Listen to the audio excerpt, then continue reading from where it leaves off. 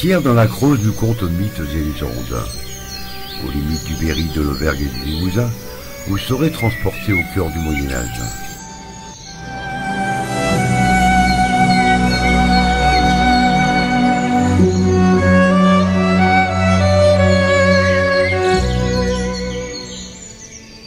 Au détour du chemin, en montant à Sainte-Radegonde, on aperçoit à travers les bois, au niveau de la fontaine, la majestueuse silhouette du pont de Saint-Marien. Il traverse la Tarn sur plus de 100 mètres de long.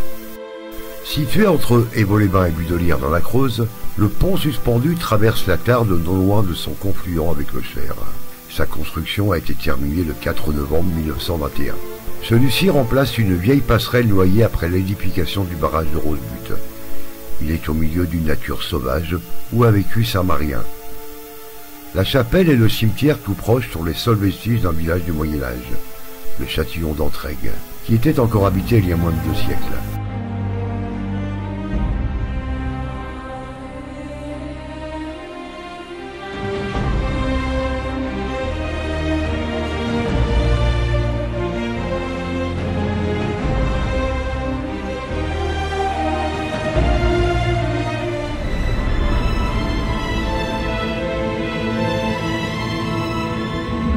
C'est Sainte-Radegonde qui a été choisie comme protectrice des lieux. La chapelle des 11e et 12e siècles et le cimetière tout proche sont tout ce qui reste d'un village du Moyen-Âge, le châtillon d'Entraigues, qui était encore habité il y a moins de 2 siècles. La légende raconte que lorsque tu entendras l'orage, cours vite faire tinter la cloche de Sainte-Radegonde, et l'orage se dissipera. Par ailleurs, Sainte-Radegonde est considérée comme guérisseuse des enfants déficients, grâce à sa fontaine. On peut également observer un ancien cimetière qui a été utilisé au XVIIe et XVIIIe siècle.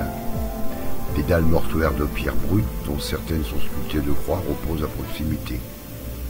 Ce dernier ainsi que la chapelle sont les derniers vestiges de l'ancien village du Châtelet d'Entraigues, qui deviendra plus tard la paroisse de Sainte-Radegonde. Celle-ci fut habitée jusqu'au XIXe siècle.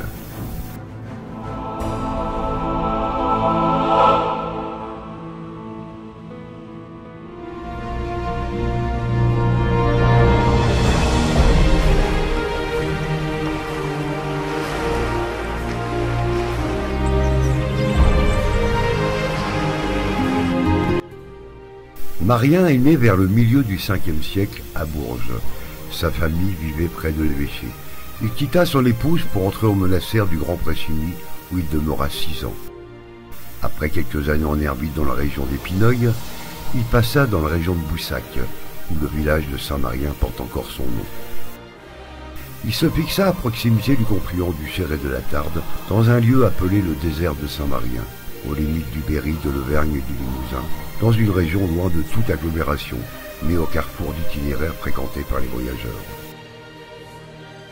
Il devient alors ermite d'Entraigues, protecteur d'Évaux-les-Bains. Très vénéré dans la Combraille et ses alentours pour les nombreux miracles, Saint-Marien serait mort en 513. La légende raconte que l'on retrouvera son corps sous un pommier. Il était considéré comme un protecteur des biens de la terre, du troupeau et des cultures.